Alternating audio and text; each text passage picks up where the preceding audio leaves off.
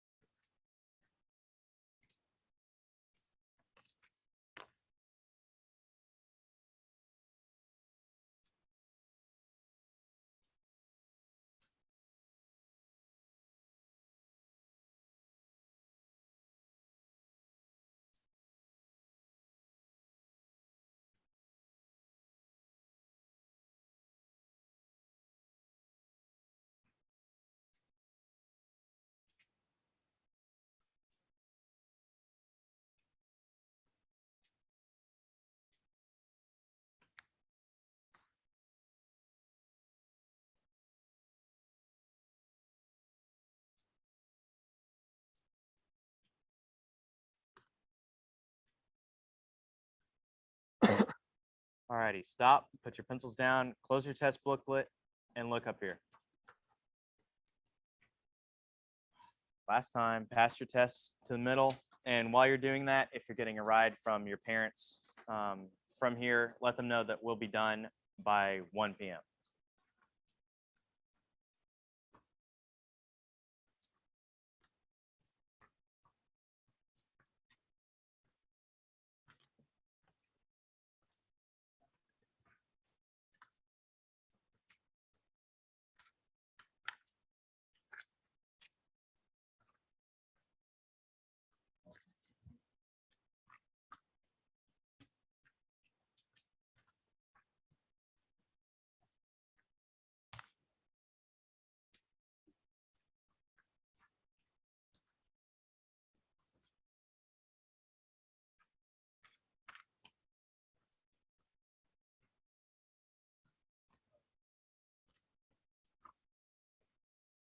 Nope.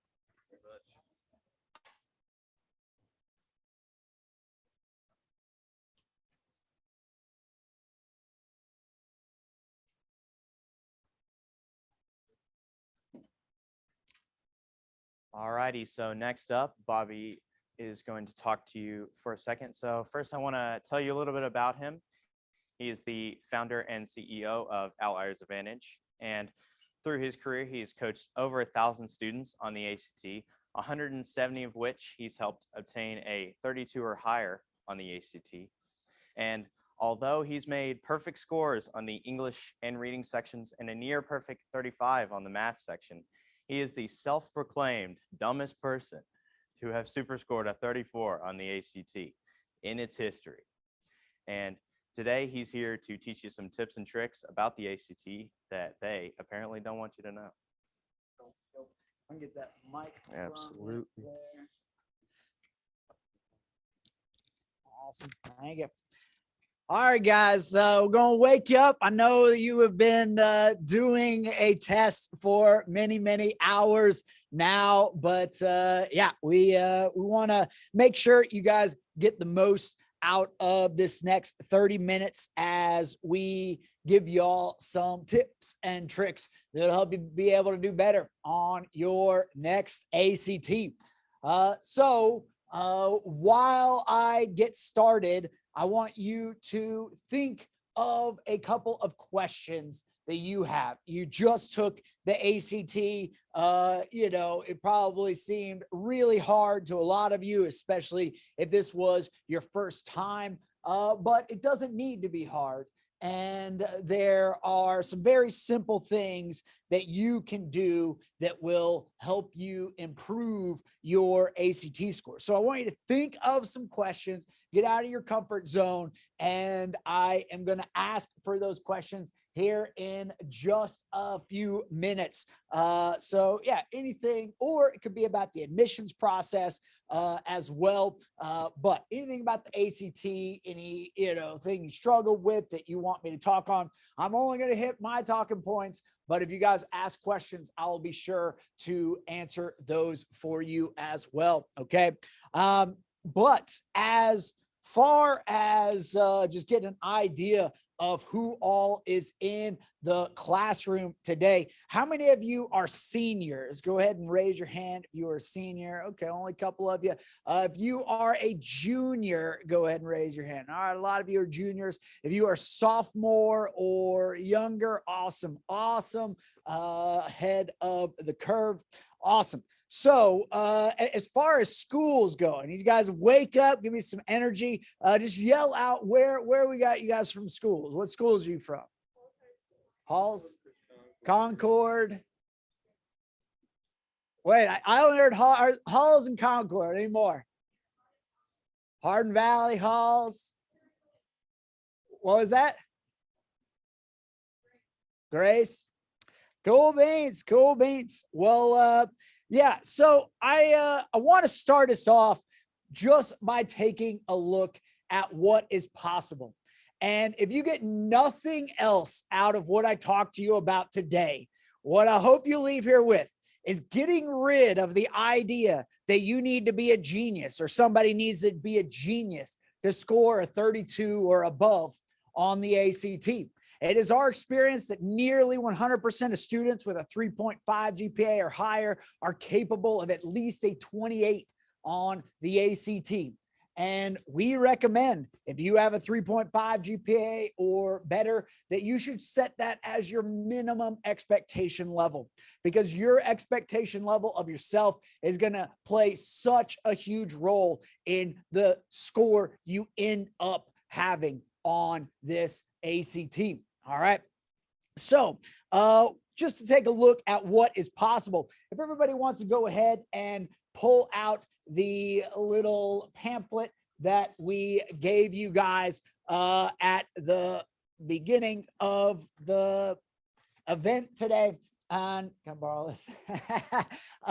Yeah, and we're just going to take a look at what some of our past students have been able to achieve and the scholarship dollars that they have been able to achieve. Because though almost every school in America has gone test optional currently for admissions, still almost every school in America requires the ACT for their main merit-based scholarships.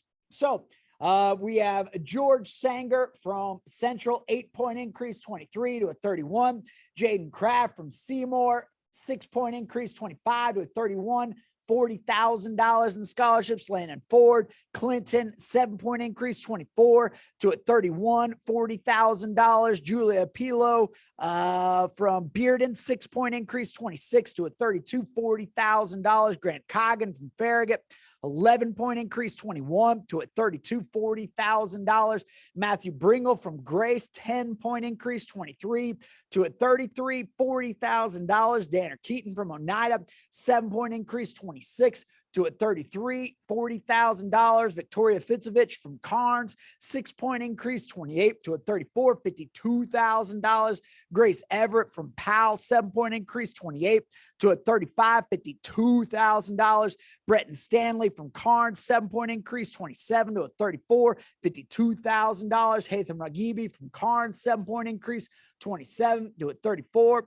Claire Grun from Farragut, 13-point increase, 21 to a 34, $52,000. Emma Poindexter from Farragut, 9-point increase, 26 to a 35, $52,000. Sarah Perez from Catholic, 9-point increase, 25 to a 34, $56,000. Justin Bullock from HVA, 9-point increase, 24 to a 33, $57,776.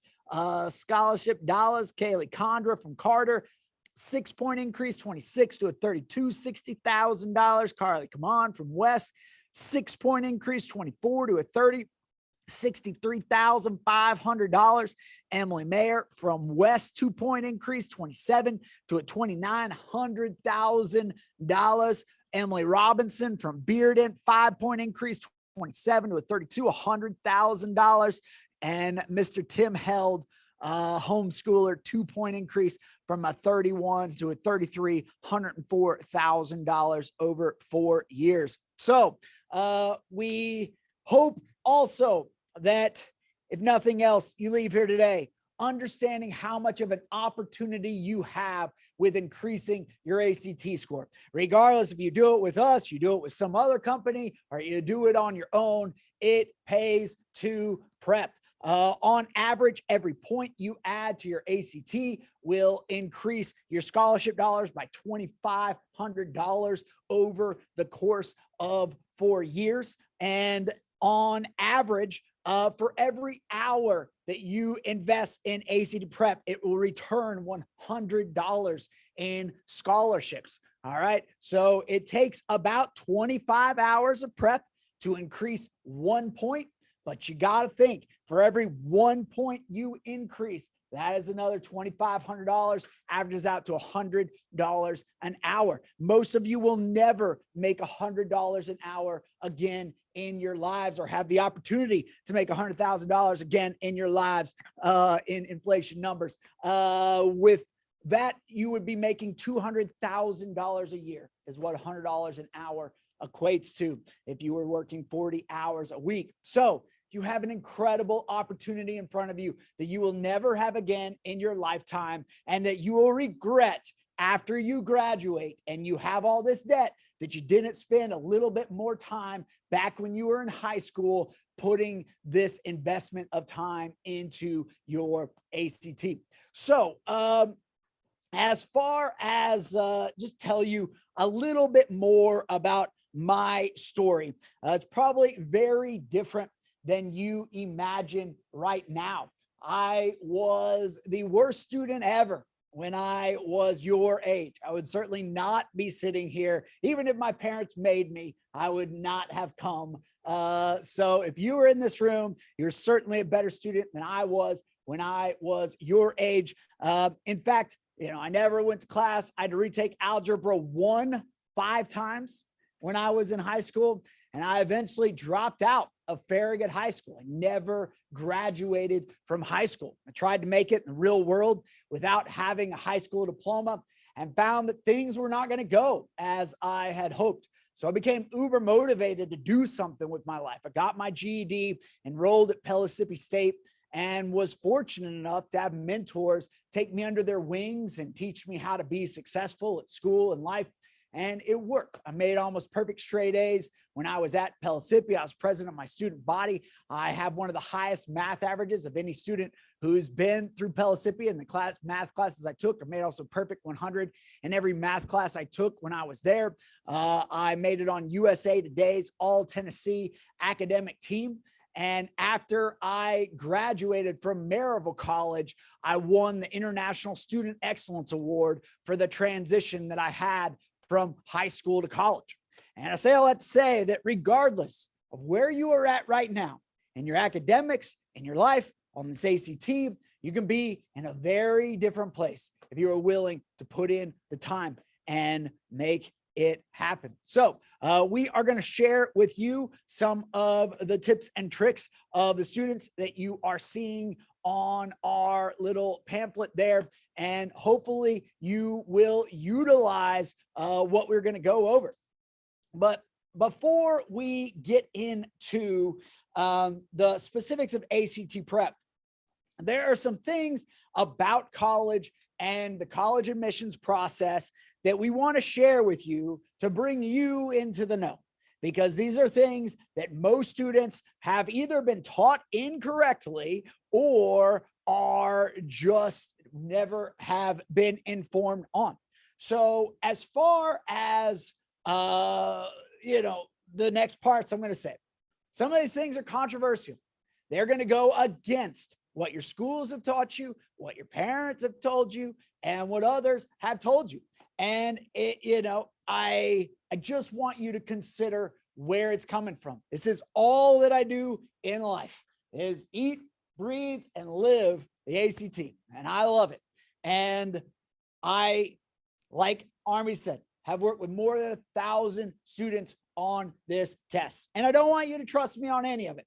I have evidence to back up everything, and you guys are going to leave here with that today. But I want everybody to think in their mind as far as the 2 decisions that you will make in your life that will have a bigger impact on your financial life than any other 2 decisions that you will make again in your life for the vast majority of you.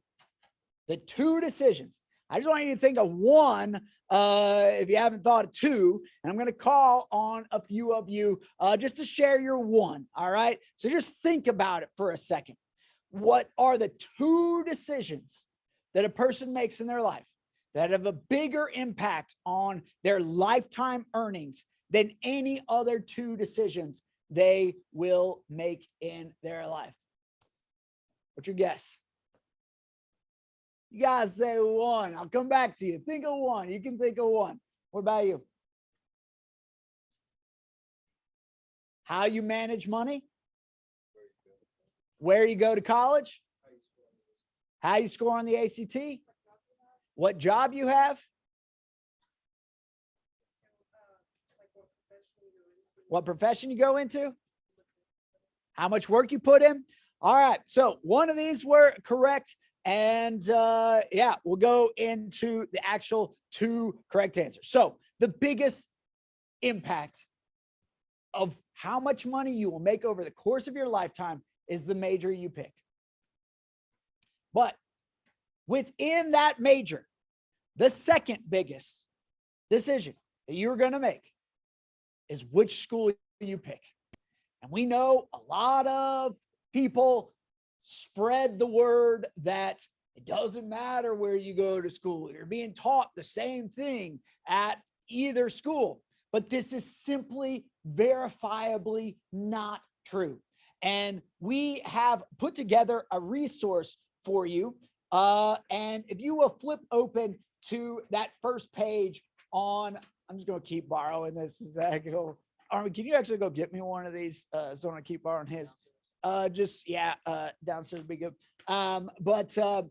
So what we have listed here are the top 40 or so majors in Tennessee. All right. And this is from the Foundation on Research and Equal Opportunity. This study was just done in October. So most students that have ever gone to school have never had this information before.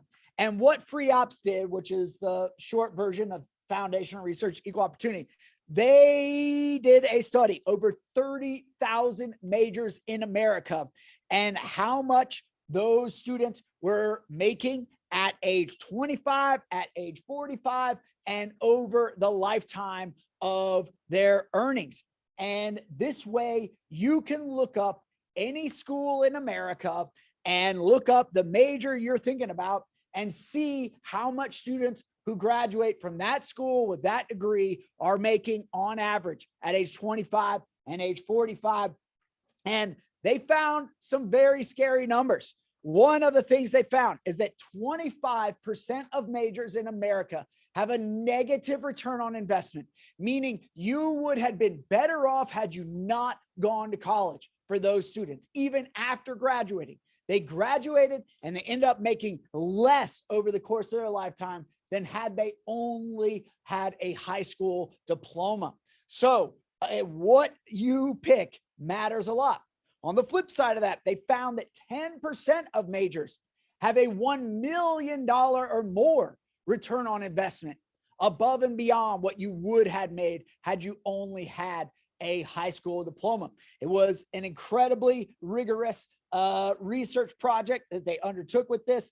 And this is just to point you to the website. All right. So this is just the top 40 of them. We have all of the majors in Tennessee from the study. And you can also look up all of the 30,000 majors in the study on our website. All you do is go to actprep.com, click on the ROI button, and you can just click on the major that you're thinking about. And you can go from school to school to school in Tennessee and see how much students with that major are making on average at age 25 and 45 from depending on which school they went to. You know, a lot of students just go where they can go for free or where they can go for cheap. But if you think about the investment that you are making into your life, it is worth it. And you will regret it when you see some of these numbers. And had you just picked another school and you're going to work just as hard, regardless of what school you go to. You might as well pick a school that's going to pay you what you want to be making in your life. Just something to think about. All right. So, this is something we hope that you guys will check out as acprep.com and just click on the ROI. The next thing that we want to talk to you about is scholarships. So many students are not aware because so many of your parents are not aware of the guaranteed scholarship model. The way that the guaranteed scholarship model works is that so many schools in America, based on your GPA and ACT score, they will guarantee you a certain amount of money if you go to school there. All right. And if you flip over to the back of the guide, we have the starter list of what we call It Pays to Prep. We update this every year. We have hundreds of scholarships from Tennessee. We also do it for out of state. but just take a look at what this chart does. You can look up on the left-hand column your ACT score and GPA and see exactly how much money you will get at these different schools per year and over 4 years. We also have the tuition and fees on there so that you can see how much is remaining after getting that scholarship. Because even though some of these scholarships are huge, the tuition at that school is so much greater that it might not even be a good trade-off to go to school there. But as you will see here, some of these have much lower requirements than what you probably think. For a 17 on the ACT with a 3.0 GPA, it's $8,000 per year, $8,000 per year at Tusculum. For an 18 with no GPA requirement, $15,000 a year, $60,000 over 4 years at Maryville College. So there are a great amount of opportunities for you available. And like I said, this is just the beginning of the chart. We hope you guys will get on our website, actprep.com, and click on the It Pays to Prep tab. We have all the in-state ones for Tennessee and all the out-of-state ones as well. Give you guys a little extra motivation, get those scores up, and maybe consider some schools that you're not currently thinking about.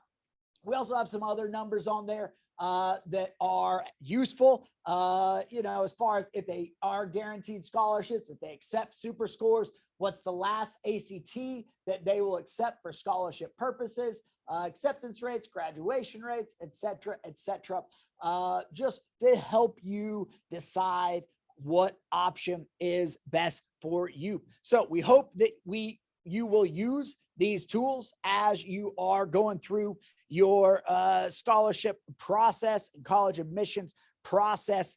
But a couple of things about scholarships and college admissions before we go to actual ACT prep. Just to give everybody a realistic idea of numbers you probably don't know about, I want you guys to shout out a number here. Just shout it out. What are some guesses of what the minimum GPA to get $1 of scholarship money at UTK is? Just shout out a GPA. 3.5. What is it? Lower. Yes, more guesses. Shout out some numbers. 3.0, 2.0, 2.7. It is a 3.8 GPA is the minimum GPA to get $1 of scholarship money at UTK. You can have a 36 on your ACT. And if you don't have a 3.8 GPA, you will not get $1 of scholarship money from UTK. And the hard thing about that, a lot of students learn too late. You only have till the end of your junior year to get that 3.8 GPA, because you can lose it based off of how you do your senior year, but you cannot gain it based off of how you do your senior year. So if you're thinking about going to UTK and you want some scholarship dollars, that is the number you need to have in your mind. It is weighted. So if you guys are taking, the harder classes, you will see the benefit of that. But it's 3.8 GPA by the end of your junior year. Okay. Here's another number that shocks a lot of students. What are some guesses of the average ACT score for incoming freshmen for the last several years? Throw out some numbers. Average incoming freshman is 28, 25, 23, 19. The average ACT score for the last several years at UTK has been a 28 or a 29, almost every year. Average starting score for a freshman. So even though you guys hear the number all the time that the national average is a 21, a huge percentage of those students are not going to college at all. So that is based off of every student in America, regardless of where they're from. And if you are going to college, need to increase your expectation levels. Now, you know, a lot of schools aren't not based on the ACT right now for admission. So you don't have to spend a lot of time on it if you're not worried about scholarship dollars. Just get that GPA up. But what you got to know is now in almost every school in America, you are only competing on your GPA to gain admission. And there is so much GPA inflation across this country that it has become increasingly challenging to get in with only your GPA. So an ACT score can still be a very useful tool if you have a lower GPA to gain you admission into the school that you are wanting to attend. So just things to think about. We had a question over here. Is it true that for any GPA you're trying to get for college, you have to get it by your junior year? No. So it's, yeah, his question was, is it true that every school you have to have that GPA by the end of your junior year? It's mainly only the bigger universities. Okay. It's mainly only the bigger universities. And every school is going to be different. And some of the schools have been changing it, you know, especially with all the COVID stuff. So it's been pushed back. But as a general rule, it'd probably just be wise to bet on that junior year and for sure to reach out to the school that you're thinking about. Don't go to your counselors, nothing against your counselors, but the schools change all the daggone time. It's just such a better idea for your interest to reach out directly to the school counselors, admission counselors that you're thinking about attending to find out the rule from them that is current right now. Okay. Because they all change all the daggum time. Any other questions on that front before we go on to the next section? All right. All right. So we will go ahead then and jump into talking. Oh, one other thing I lied. Yeah. One other thing I do want to talk about before we get into ACT prep stuff is this is the most depressing thing that we're going to talk about. Then we're just going to talk about happy things after this. But I think all of you need to know this. So what are guesses? What are some guesses as to the percentage of students who start at a 4-year college, percentage of students college that will graduate? Rather, what percentage of them will drop out? What percentage of students who start at a 4-year college will drop out of college? Throw out some numbers, percentages. 70% dropout? Is that what you're going with? 70%, 41, 50. Well, I heard another one.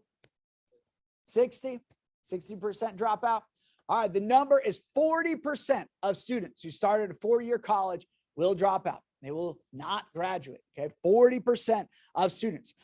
For students who start at a 2-year college, what is your guess? What are your guesses of what percentage of them will drop out of college? Percentage of students started a 2-year college who will drop out. Throw out some numbers. 60%, 50 again, 20%, 65%. 60% of students who started a 2-year college will not graduate. They will drop out. 60% of students who started 2-year college. And if you want even a scarier number, if you test into a developmental class, for students who test into a developmental class, which is almost universally done by if you score a 21 or below on any section of the ACT, 75% of students who test into a developmental class will never graduate from any college ever. 75%. And it is sad that nobody wants to talk about that number because it is depressing and it doesn't need to be yours. I was at the community college I went to community college. I took every single developmental class that they offer. It's not a death sentence. It's just a realization that you cannot do what most students do in college if you want to be successful.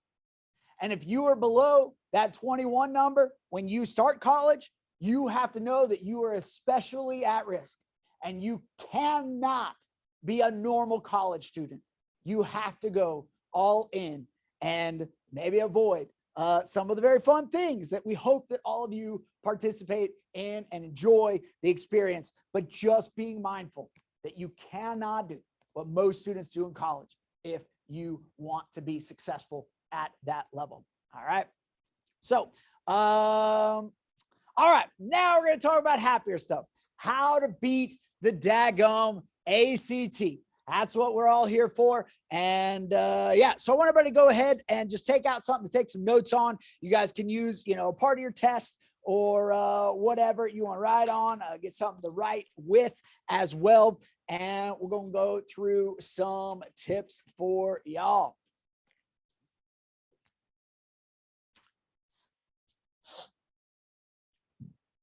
All right, you guys can go ahead and write these down. Very first, most simple thing that all of you need to stop doing. And we even just tell our students to stop doing this, and they just will never stop doing it. So it's like, I don't know what to do to drill this into students' minds, but stop worrying about finishing the test. Stop worrying about finishing the test. Okay, so many of you are going to leave here today and tell your parents, I didn't finish any of the sections, or I didn't finish this section or that section. Those of you that tried to finish did worse probably than the vast majority of you that didn't finish the sections, because this isn't a test of finishing the test. It's a test of getting the correct number or getting more correct than you did last time, which, probably many of you are going to score a 21 or below on this test, which for a lot of sections, that's like, you got like 60% of the questions correct. I mean, you finished the test, but you missed half of the freaking questions on the test. What good did that do you? It didn't do you any good. So many of you are rushing at the beginning of the test to get to the end of the test, where you're probably going to have questions that you're not going to get correct, while you're missing questions at the beginning that you could have gotten correct had you just slowed down, taken your time, and paid a little closer attention to the details. All right. So stop worrying about finishing the test and start focusing on, getting the questions correct that you can get correct is a much, much better strategy. All right. Next thing I want you guys to write down is attention to detail. Attention to detail. Attention to detail. This test is a test of attention to detail. So many of you have been taught to skim and these other horrible strategies. You got to stop skimming. You got to start reading super close. Read every single word on the English section. Read every single word on the question. Read every single word on every answer. That is how you get great at this test, at consistently doing well on this test, because this test is a test of attention to detail. If you miss one word in the answer, that's all that it takes for that answer to be wrong. And they are intentionally doing that. They're going to intentionally ask you things about the details of the passages. So if you're not paying attention to those details, you are not going to do as well as you could. So this test is a test of attention to detail. You want to read super closely. There's one method we're going to teach you on the reading where you might not read as closely, but absolutely certain on the English and math sections, you need to be reading super closely. And probably for a lot of you, a significant number of the questions you tried, you missed simply because you didn't read close enough. And that is an easy way to increase your ACT score. All right, next thing, the only timing thing that we do recommend is skipping questions. So go ahead and write down skipping questions, skipping questions. All right, this is such a good advantage that once you guys get to graduate level exams, they will remove your ability to skip questions because it's such an advantage, but it will be very awkward at first if you're not used to skipping questions. but I'm sure so many of you today caught yourself on the math. Like, oh, you look up, you just spent like 2 minutes on that last math question, or God forbid, even more than that. And then you're like, oh my gosh, I just spent 2 minutes on that question. And then you start rushing and you miss that next question. And then you're like, oh, I'm doing so bad now. And then your head just, mushrooms. And that is not what you want to be doing. All right. The best thing is to do what we call a 3-round system. All right. So go ahead and write that down. A 3-round system. The first round is where you're just getting all of the easy questions that you know how to do, and you know how to do them pretty quickly. And anything that's really taking you longer than 30 seconds or so, and sometimes even way quicker than that, you just immediately skip it. You just immediately skip it. So you get all of the easy points all the way throughout the test. And then you come back on the second round. You know exactly how many you have left. You know exactly how much time you have left, but you already got all the easy points. It'll give you confidence. It'll help you do better on this test. All right. So that is the 3-round system. It's especially useful on the English and the math, and the math most of all. The math most of all. English and the math.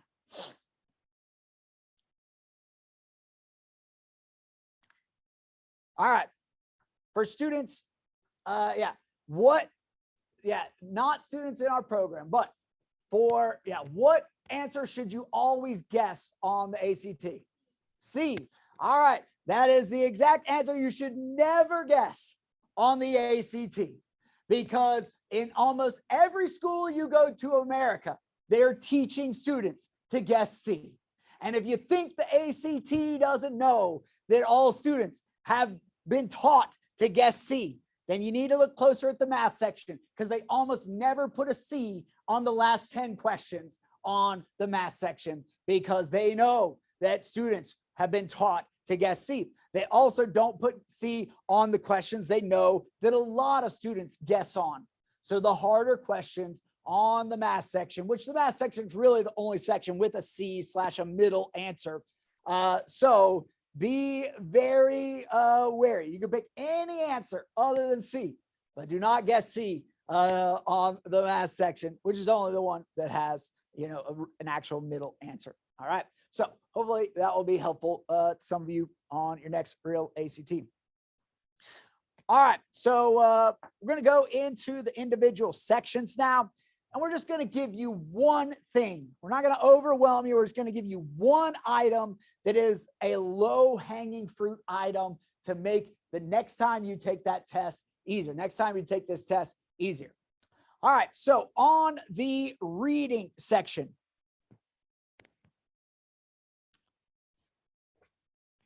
the one big thing that we can teach you about the reading is read the passage first and then go to the questions. A lot of students have been taught this questions first method. And when students come to us and their scores are like up, down on that reading section, it is so often they're using the questions first method. It is possible to do well on the questions first method, but if you want to consistently score better, especially if you're actually going to train on this, you want to do the passage first and then go to the questions. Is almost literally every student, we've helped more than 50 students score a perfect score on the reading test. Every single one of them use the passage first method. And if it's good enough for students scoring 36, almost certainly good enough for you. So just something to consider. All right, on the science, I'm going to give you the exact opposite advice. Do not read anything on the science. Do not read anything on the science. 80% of the questions can be answered from the charts and the graphs. So you want to go directly to the questions on the science section and then just answer those questions from the charts or graphs. Usually only 1 or 2 questions per passage requires you to read anything from the passage, and those will almost always point you to the part of the passage that you need. All right, for the English section, this is just a very simple thing. The shortest and simplest answer is almost always correct. The shortest and simplest answer is almost always correct. The shortest and simplest answer is almost always correct. A lot of you are going in this test thinking that the test is supposed to be hard. But that idea is making the test harder for you because you're thinking that the answer is supposed to be hard to find, when so much of the time it's just the obvious answer. It really is that easy. And to prove our point, if you are freshman or below, you probably did better on this test than a lot of the sophomores and a lot of the juniors, because this is a middle school test. You have been taught everything that you need by the end of 8th grade to score a 32 or above on the English. Everything you need. We had an 8th grader do our program this last year. She got 36 on the English section on the real ACT. This is a middle school based test. And if you could just go back and learn those basic middle school grammar rules, you'll blow your mind at how much better you'll do on the English section. And the English section is your money maker. There are only 28 categories, main categories to learn on the English section. There are more than 300 categories to learn on the math section. The English section, no matter how bad you are at English, and especially if you are bad at English, that is your money maker. It will take you, you will see your biggest, most of our students have 40% of their increase come from that one test every single time. So that is your money maker, no matter how bad you are at English. All right, on the math, you actually have to learn the math. There's no way around learning the math. All right, some of you will do better if you start skipping questions and start reading closer for sure, but there's no way around learning the math. And the best thing to do is just to take math tests, take old math tests, and learn how to do the math that you miss. All right, learn how to do the math that you miss. We are, if you guys want to have the formulas, you can get the formulas that you need to learn for free on our Quizlet. Okay, if you guys just type in Outliers Advantage on our Quizlet, you can go ahead and join the class, even if you aren't in our class, and we will let you have access to the math formulas that you need for the ACT for free on there. So we have a Quizlet with all of those math formulas. All right. If we reach out to you and ask you where you're from, just tell us you did the mock ACT, and we'll give you free access to that. All right. So about prepping in general. All right. We just want to talk to you about how to prep. 100% of you will have an advantage if you find the ACTs online. There are 50 real ACTs online. The ACT has made it illegal for companies to post those tests online. They were not just last year. All right. So it has become much harder to find those tests, but you aren't doing anything illegal by finding them. It's just illegal for websites to post them online or to make money from posting them online. But if you are good at searching the internet, you can find 50 real ACTs, past ACTs that were administered to students. All right. So that is the absolute key that all of you need if you're going to prep for the ACT. All right. So find those tests if you're going to do it. Number one way. All right. Next thing we want to talk about as far as prepping goes. There is no correlation between your GPA and your ACT score. A lot of you in here have a great GPA and a really bad ACT score, and you're like, what's wrong? And the thing is, there's almost no correlation between your GPA and your ACT score. The only two things that we actually see a correlation from on your ACT scores is the number of books that you have read in your lifetime. If you have read more than 100 books in your lifetime, you probably already have a 24, even if you have a 2.0 GPA. That is the biggest determiner. If you've read between 50 and 100, you're probably, somewhere, doing better than those who don't have at least 50. And if you're below 50, you're probably struggling because this is a time-based test. Even if the person sitting next to you knows the material better than you, if they just read faster than you, they're probably going to do better on the test than you because it's a timed test. All right. So a very, very simple thing that you can do to increase your ACT score, and probably the simplest thing, is start reading fiction, specifically fiction, for 20 minutes per day to slowly increase your reading speed. You are not doing speed reading. Do not speed read when you're doing this.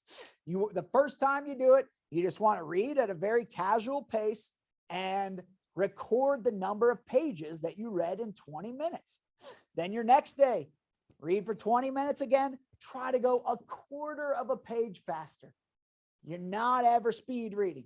And you do that for 3 months, you can double your reading speed in 3 months. And we've had students do nothing other than that and add 3 to 4 points to their ACT score just from reading fiction for 20 minutes a day, slowly increase the reading speed. Why fiction? We don't know exactly, but we just know that it doesn't have the same effect for nonfiction. And we can speculate. And the question was why? Why specifically fiction? We speculate because the passages on the ACT are more like fiction. But usually when you're reading fiction, you're more just reading. You're not like doing academic thinking about, whatever. And when you're doing nonfiction, you're probably reading slower, maybe looking stuff up as you go to like verify or take notes or write things down. But usually when you're reading a story, and you're holding that story in your mind over several weeks, you are, building those characters and holding those characters in your mind. But all we can say is we notice that correlation with fiction. We don't notice it with nonfiction. So that is where we recommend focusing your time. Other questions? All right. Next thing that we do notice correlation with is AP classes, specifically the number of AP, or if you go to West, IB classes that you take. All right. We do not notice an increase from taking honors classes or dual enrollment classes. Nothing wrong with those classes. But if you're trying to increase your ACT scores, AP classes and IB classes are actually going to do that. We do notice correlation with the number of AP classes students taken and their starting ACT score. All right. A couple other tools. If you guys are wanting to do self-prepping, this is the best self-prep book that we have ever found. It's called The Black Book for the ACT by Mike Barrett. The most effective ACT strategies ever published. We use a lot of stuff in our program. And the good thing about this one versus like a Kaplan or a Princeton Review is that a Kaplan and Princeton Review and all those guys are very friendly with the ACT. They're not going to tell you things that the ACT does not want you to know. And this guy does. Okay. He has also worked with more than 1,000 students on their ACT. So he knows what he is doing. And if you get that book, The Black Book for the ACT by Mike Barrett, you will also need this. It's the older version of the, you can either get the official ACT prep guide or the real ACT prep guide, depending on which edition of the Black Book that you get. But make sure you get the correct red book because it's not the newer red book. It's not the newer official ACT prep guide. So they'll tell you on the reviews, if you buy the Black Book on Amazon or something, I think it's like $20, nothing crazy. They'll tell you which official ACT prep guide or real ACT prep guide you need with your edition of the book. Make sure you get the correct one, or it'll make prepping very challenging with the Black Book. All right. Yes. So as far as if any of you are thinking about hiring professionals to help you with your ACT, we would greatly appreciate if you would consider Outliers Advantage. We have a very rigorous 13-week long program. But if you do the work, now the work is a lot. You're looking at 1.5 hours to 2 hours a day of homework, with 1 day off each week. So it is no joke. But if you are serious about getting a higher ACT score, getting those scholarship dollars, changing your future opportunities, we would love to help you do that. We have a class that starts on February 13th. And the deadline for that are not March 13th. But the deadline has already passed. But if you are in here today, we will allow you to sign up as long by tomorrow if you want to get in that class. But we have a class that starts almost every month. We also have a year-long program called our 31 plus guaranteed program. If you are starting with a 25 or above, we guarantee at least a 31 on your ACT score. And if you're starting below a 25, we guarantee at least a 6-point increase in the year-long program. We can guarantee at least 6-point increase because almost every student has done it, has had at least an 8-point increase on their ACT. So regardless of where you are at right now, you can be in a very different place if you are willing to do what it takes. And we hope that you will consider us. And even if it's not a good fit for you, because we are certainly not a good fit for everybody if you're not ready to put in that work. But if you know anybody that would be a good fit, we would certainly appreciate you guys spreading the word. It is very easy to tell people about us. Our website is actprep.com. So it's very easy to remember. But it is very different setup. And we do our best to keep you guys engaged. Every student in our program gets a dedicated coach who is in contact with them almost every single day of the program. Almost every one of our coaches have scored a 34 or above on their own ACTs. And every single coach in our program was once a student in our program. So they know what it's like to be in the student's shoes, and they want to help you have a similar experience to what they had. So yeah, I'm going to give Army here one last opportunity to tell you about his experience in the program. And then I think we should be done with those tests. I'll go check on them, see where they are at. Alrighty, so I did the Allies Advantage program starting in July of last summer. And even though I didn't have to do it on top of school, which would be too much for me personally, it was a lot of work. It was a grind, if I'm being honest. It was a grind, but it was so worth it because I went from a 30 starting score to a 34, and I've only taken it once, so I have the opportunity to take it again and raise that even further if I want to. And just even having that one number on your ACT score, it opens so many more doors, so many more colleges, so many more organizations reach out to me. Like, you write your little email on the ACT and they email you and they're like, we see that you've done well and we want you to come. And it's just really, it's a great opportunity. And if you're willing to put yourself through the program and legitimately put in the work, because we can't make you do anything, but if you legitimately do want to put in all the work, it's going to be worth it. Because at first I didn't think it would be worth it. The first week I did it, I wanted to quit. I told my parents, I was like, this sucks. I don't want to do it. I want to leave. And they were like, well, that's too bad. You're just going to have to do it anyway. And I finished it out, and I'm really glad I did. And it was a great experience overall for me.